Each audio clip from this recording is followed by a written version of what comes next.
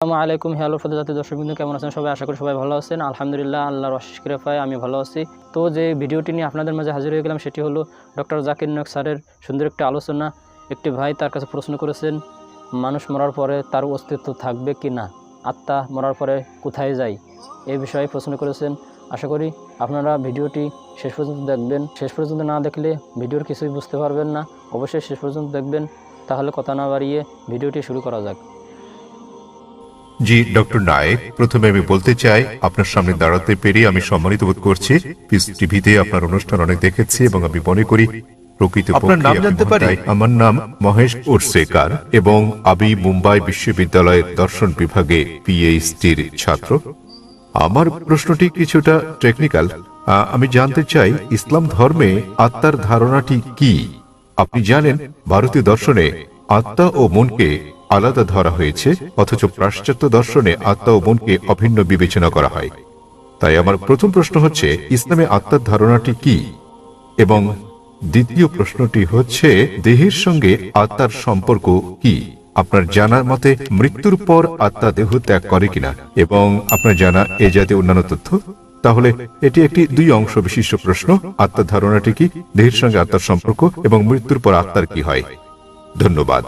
ভাই মহেশ প্রশ্ন করলেন যে আত্মার ধারণাটি কি ইসলামে এবং সম্পর্কটা কি আত্মা ও মানব দেহের মধ্যে, এবং মৃত্যুর পর আত্মার কি হবে, এটাই মূল প্রশ্ন। ঠিক তাই। যতদূর পর্যন্ত আত্মার সংশ্লিষ্টতা রয়েছে তাতে আত্মা হচ্ছে মানব দেহের নির্যাস। আল্লাহ সুবহানাহু ওয়া তাআলার অন্যান্য সৃষ্টির তুলনায় মূল গুরুত্বপূর্ণ বিষয় এটা। সর্বশক্তিমান ঈশ্বরের সৃষ্টি, মানুষের সঙ্গে তাদের বড় ধরনের পার্থক্য হচ্ছে এই আত্মা, এবং এটাই হচ্ছে সারাংশ যা একজন ব্যক্তির মৃত্যুর পরও থেকে যাবে। পরে এটা আলোচনা করব। বিজ্ঞানের যতটুকু সংশ্লিষ্টতা রয়েছে তাতে বিজ্ঞান আত্মা নিয়ে কথা বলে না। এখনো বিজ্ঞান সে পর্যায়ে পৌঁছেনি যে পর্যায়ে পৌঁছলে আত্মার অন্তঃসার রহস্য উদ্ঘাটন করা যায়।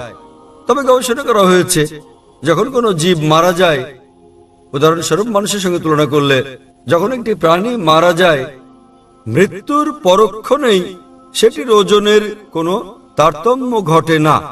তবে যখন আমরা একজন মানুষের ওজনের বিষয়টি বিশ্লেষণ করি, যখন তার জান কবজ করা হয় এবং সে মারা যায়, তাৎক্ষণিকভাবেই তার ওজন কমে যায়। এর অর্থ হচ্ছে মৃত্যুর পর মানুষ কিছু হারায় যখন সে মারা যায়, কিন্তু বিজ্ঞান এখনো সে পর্যায়ে পৌঁছেনি যে পর্যায়ে পৌঁছলে আত্মা ঠিক কি তা বলা যায়। আত্মা হচ্ছে নির্যাস মানব দেহের। পবিত্র কোরআনের সূরা আলে ইমরান অধ্যায় নম্বর 3 আয়াত নম্বর 185-তে আল্লাহ তাআলা বলেন, কুল্লু নাফসিন যায়কাতুল মউত। প্রত্যেক আত্মাকে মৃত্যু স্বাদ গ্রহণ করতে হবে। এই আয়াতে ইহকাল হচ্ছে পরকালের জন্য পরীক্ষা। কোরআনে আল্লাহ বলেন সূরা মুলক অধ্যায় নম্বর 67 আয়াত নম্বর 2, আল্লাযী খালাকাল মাউত ওয়াল হায়াতা। অর্থাৎ আল্লাহ জীবন ও মৃত্যুকে সৃষ্টি করেছেন তোমাদের মধ্যে কর্মে কে উত্তম তা জানতে। তাই এই পার্থিব জীবন পরকালের জন্য পরীক্ষা, এবং প্রত্যেক আত্মাকে মৃত্যুর স্বাদ নিতে হবে। একজন মানুষ মারা গেলে তার আত্মা দেহের মধ্যে থাকে না, কিন্তু বিচার দিবসে যখন তাকে পুনরুত্থিত করা হবে, তখন তার করা নেক কাজ ও পাপ কাজের উপর ভিত্তি করে বিচার দিবসে সর্বশক্তিমান ঈশ্বর, তিনি মালিক ইয়াউমিদ্দিন, অর্থাৎ তিনি বিচার দিবসের মালিক। দুনিয়ার জীবনে আপনি যেমন কাজ করেছেন তার উপর ভিত্তি করে সেদিন আপনার জন্য নির্ধারণ করা হবে আপনি বেহেশতে না দোজখে যাবেন। সুতরাং আত্মা জীবিত থাকে, আত্মা মরে না। এটি কেবল মৃত্যুর স্বাদ গ্রহণ করে যখন কোনো মানুষের দেহ মারা যায়। যখন দেহ প্রাণের সঙ্গে থাকে তখন সে মানুষ। তবে পরকালে সম্পূর্ণ নতুন একটা দেহ দেওয়া হবে এবং আত্মা বেঁচে থাকবে, এবং তখন এই জীবনের পরীক্ষার ফলাফলের উপর ভিত্তি করে বেহেশত দোজখ দেওয়া হবে। আশা করি উত্তরটা আপনি পেয়েছেন। আত্মা আর মন কি অনুরূপ?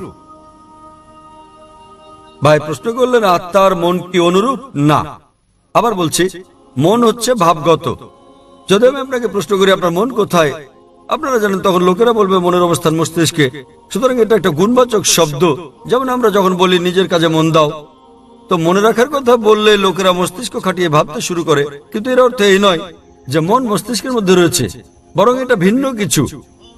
তাহলে আবারও প্রমাণিত হলো যে মন একটা গুণবাচক শব্দ। আমি জানি না মনকে কোথাও স্থাপন করা হয়েছে কিনা। যখন আমরা মন সম্পর্কে কথা বলি সাধারণত মস্তিষ্ক সম্পর্কে ভাবি, কিন্তু সেটা একটা গুণবাচক শব্দ। আশা করি উত্তরটা পেয়েছি। ভিডিওটি শেষ পর্যন্ত দেখার জন্য অসংখ্য ধন্যবাদ। ভিডিওটি ভালো লাগলে লাইক কমেন্ট শেয়ার করবেন, বন্ধুদের সাথে বেশি বেশি শেয়ার করবেন। আর আমাদের চ্যানেলে নতুন হলেও সাবস্ক্রাইব করে রাখবেন, পাশে থাকা বেল আইকনটি অন করে রাখবেন, যাতে করে আমাদের নতুন নতুন ভিডিও আপনাদের মাঝে পৌঁছায় যায়। তো নতুন একটা ভিডিওতে আবার দেখা হবে। আল্লাহ হাফেজ।